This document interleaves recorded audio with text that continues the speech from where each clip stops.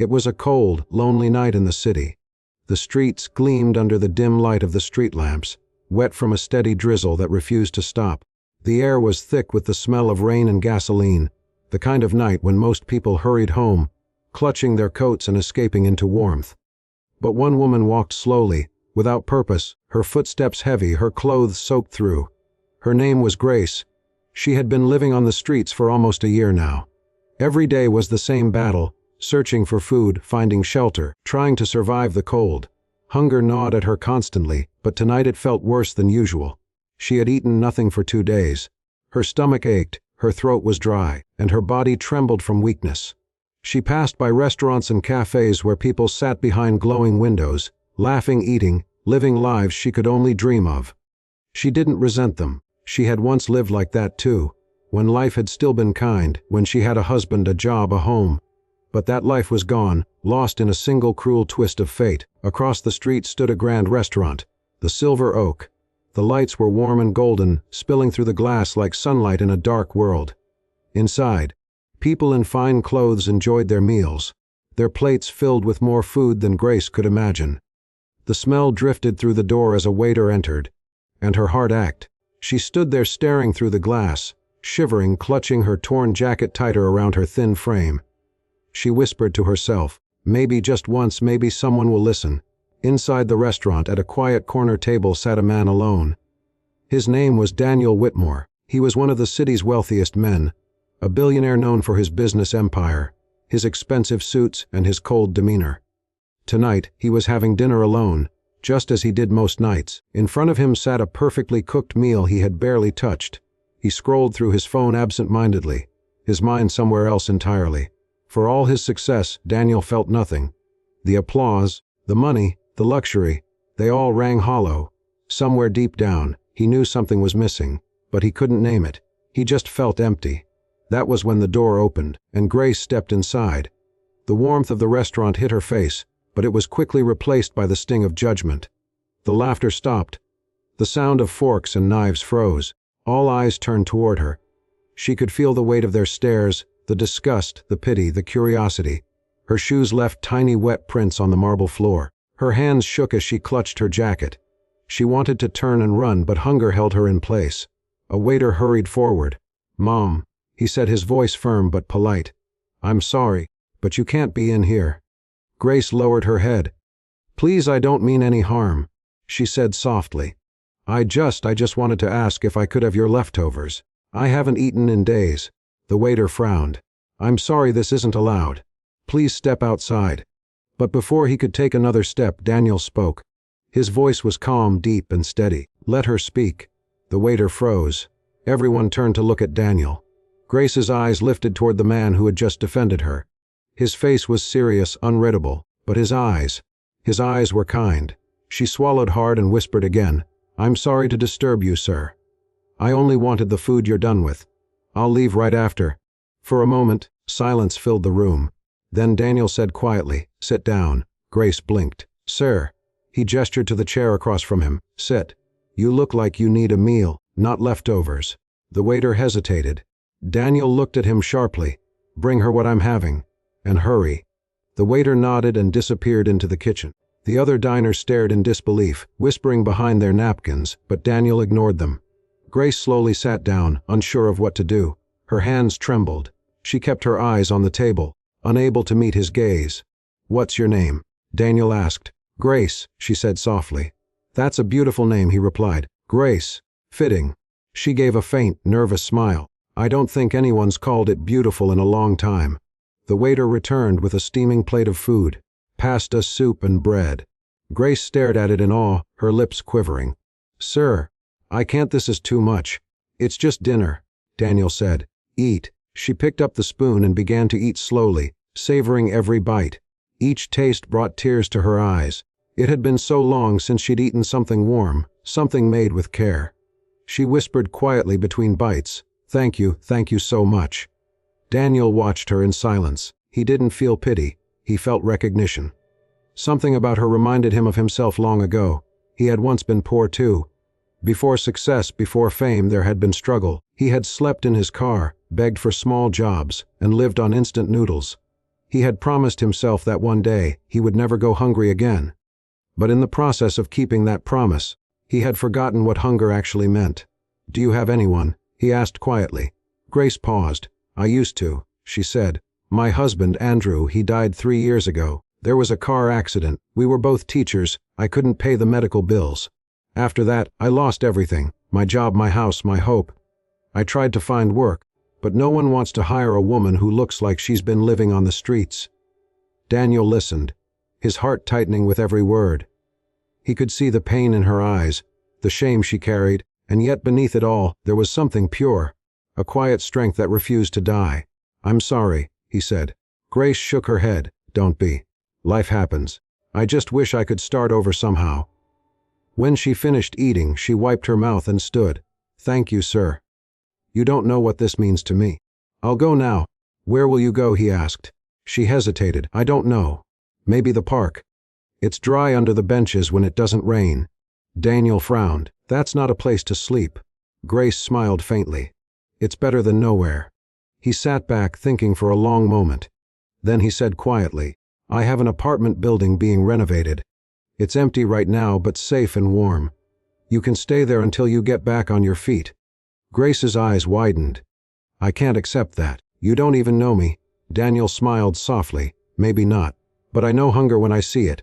And loneliness too." Tears filled her eyes. "Why are you doing this?" "Because someone once did it for me," he said.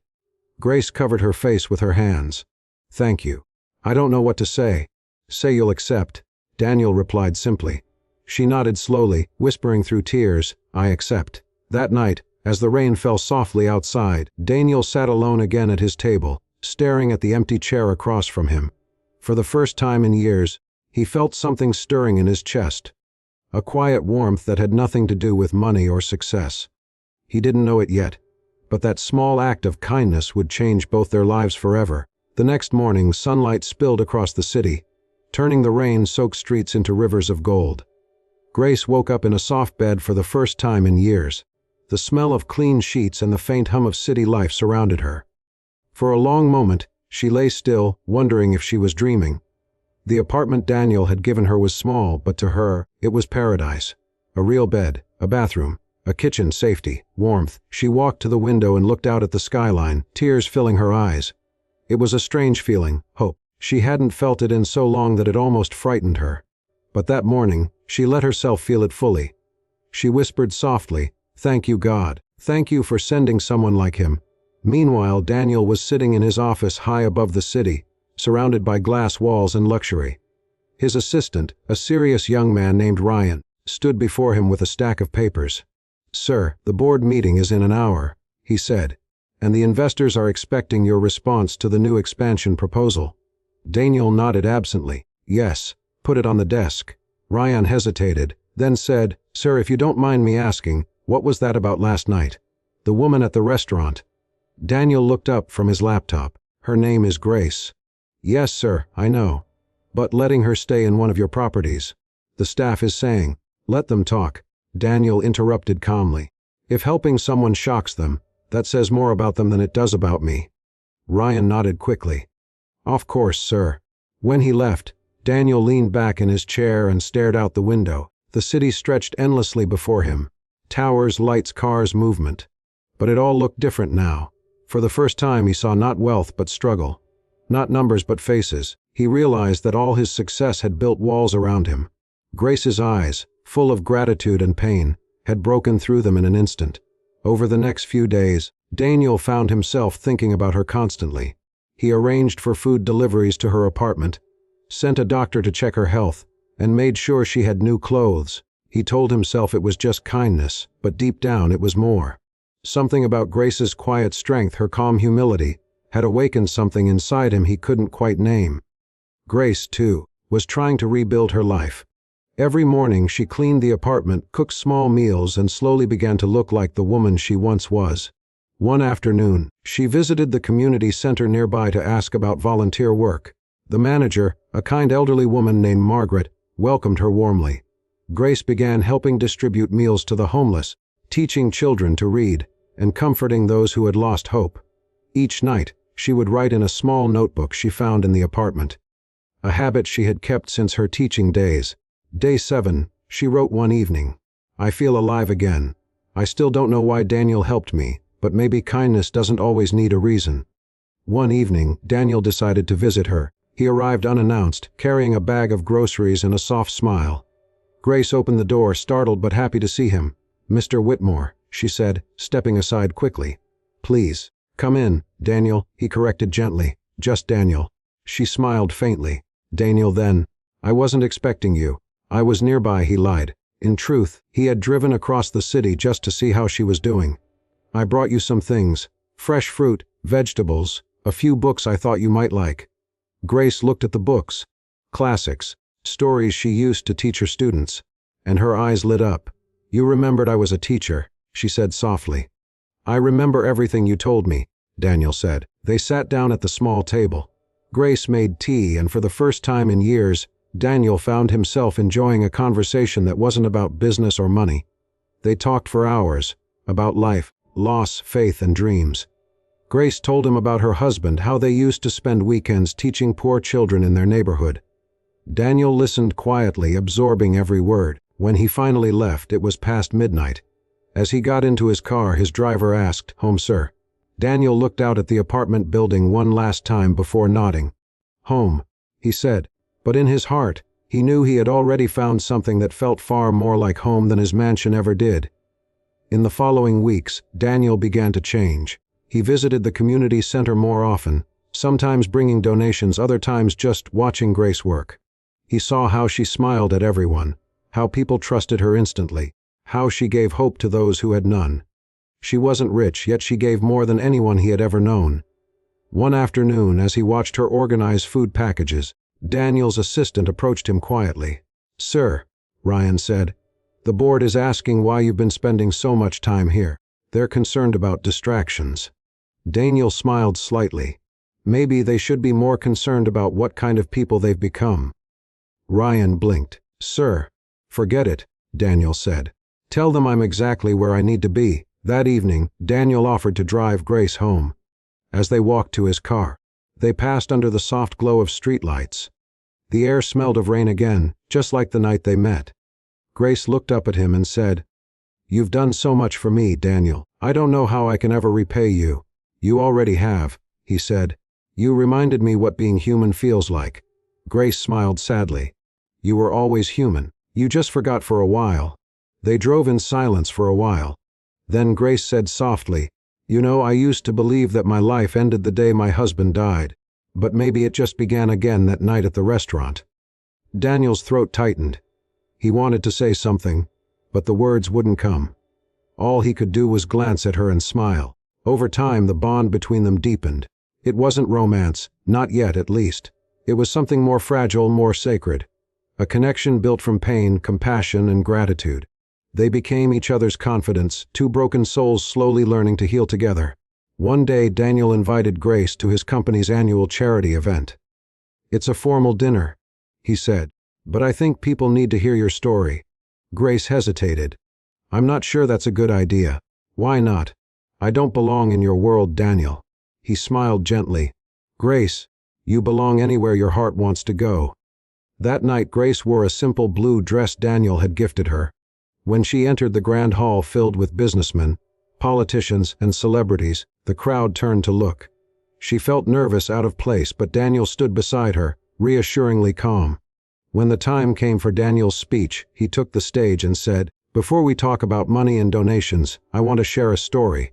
A few months ago, I met someone who changed the way I see everything." He gestured toward Grace. The crowd followed his gaze. "She walked into my restaurant one night asking for leftovers. But she gave me something far greater, perspective. She reminded me that success means nothing if it isn't used to lift others." The audience was silent. Grace's eyes filled with tears as applause erupted through the hall. It was the first time in years that she felt seen, not as a beggar, but as a person. After the event, Daniel found her standing on the balcony, looking up at the stars. "You did well," he said softly. "I didn't even say a word." She replied with a shy smile. "You didn't need to," Daniel said. "Your story spoke for itself." She looked at him for a long moment and whispered, "You've changed, Daniel." "Because of you," he said quietly. From that night on, Daniel made it his mission to help those who lived the kind of life Grace had escaped.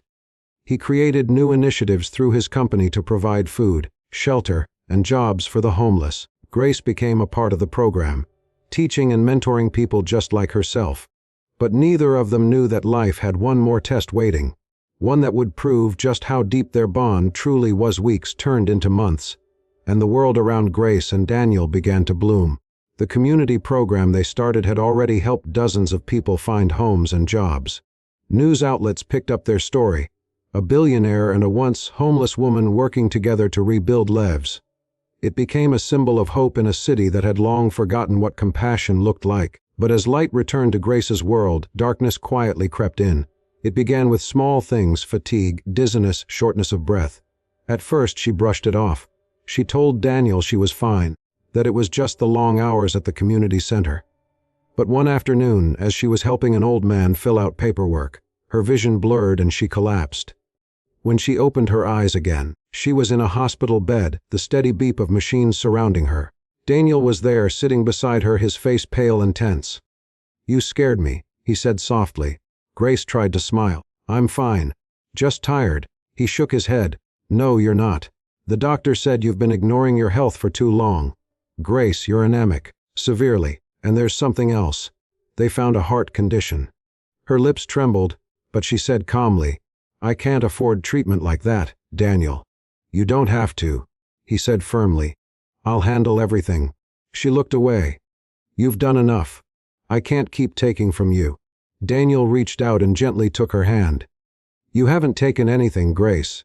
You've given me everything." For the next several weeks, Grace underwent treatment. Daniel visited every day, bringing flowers, books, and stories about how the foundation was growing. He refused to leave her side even when work called. The same man who once measured life by profit now measured it by every smile she gave him. One evening, as rain tapped softly against the window, Grace looked at him and said, "Do you ever wonder why we met that night?" He smiled faintly. "I used to think it was coincidence. Now I think it was destiny." She chuckled weakly. "Destiny, that's a word I used to teach my students. It means something that's meant to be." Daniel leaned forward. "Then you were meant to find me, Grace."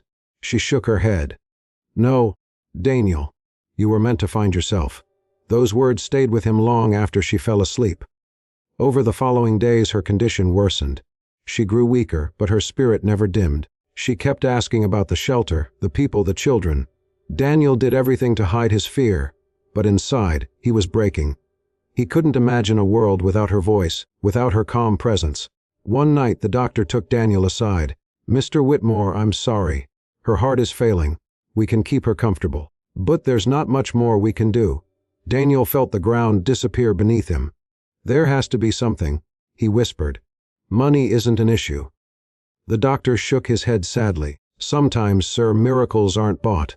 That night Daniel sat by Grace's bed, holding her hand as she slept. He whispered quietly, "You changed my world, Grace. I'd give up everything I have if it meant you could stay." She stirred and opened her eyes. "Daniel, I'm here," he said, his voice trembling. "Promise me something," she said weakly. "Promise me you'll keep helping people. Promise me you won't forget what this feels like." He nodded, tears rolling down his cheeks. "I promise." She smiled faintly. "Then my work here is done." Her breathing slowed. The machines beeped softly, and with one last whisper, "Thank you for seeing me." Grace closed her eyes. Daniel sat there long after the nurses left, holding her hand as dawn broke through the window. Outside, the city began to wake, unaware that one of its purest souls had just left it. For days, Daniel didn't speak to anyone. He canceled meetings, ignored calls, and disappeared from the public eye. But then something happened. One morning, as he walked through the community center, a little girl ran up to him. A child Grace had once taught to read. She handed him a folded piece of paper. "Miss Grace told me to give you this," she said. Daniel unfolded it with trembling hands. Inside was a letter written in Grace's neat handwriting. "Dear Daniel, if you're reading this, it means I'm no longer there. But don't be sad. My life began again the night you offered me kindness. You gave me back my dignity, my faith, and my purpose. Don't think of this as goodbye. Think of it as me leaving a piece of my heart with you. Keep doing good. Keep believing in miracles. Because you, Daniel, you were mine." He read the letter again and again, tears falling freely. That day Daniel made a decision. He renamed the foundation, Grace House. It became one of the largest outreach programs in the country. Shelters, schools, hospitals, all under her name. Every building had a quote engraved at its entrance: "Miracles begin when someone chooses kindness." Years passed, but Daniel never remarried. He devoted his life to Grace's dream. Every week, he visited the small garden behind the first shelter they built. There, under a stone bench, was a plaque that read, "In loving memory of Grace Thompson, who reminded the world how to love." One quiet afternoon, an elderly Daniel sat on that bench, staring at the flowers swaying in the breeze. He smiled softly. "You were right, Grace," he whispered. "Miracles do happen." And as the wind carried the scent of blossoms through the air, he felt it. The same warmth he had felt that first night in the restaurant. It was as if she were there beside him, smiling. For the first time in years, Daniel closed his eyes, leaned back, and let the peace wash over him. When the staff found him later, he was sitting just like that, calm, smiling, hand resting on Grace's plaque. Two souls, once lost in the chaos of the world, had finally found their way home. And in the hearts of those they help, their story lived on. A timeless reminder that sometimes the smallest act of kindness can create the greatest miracle of all.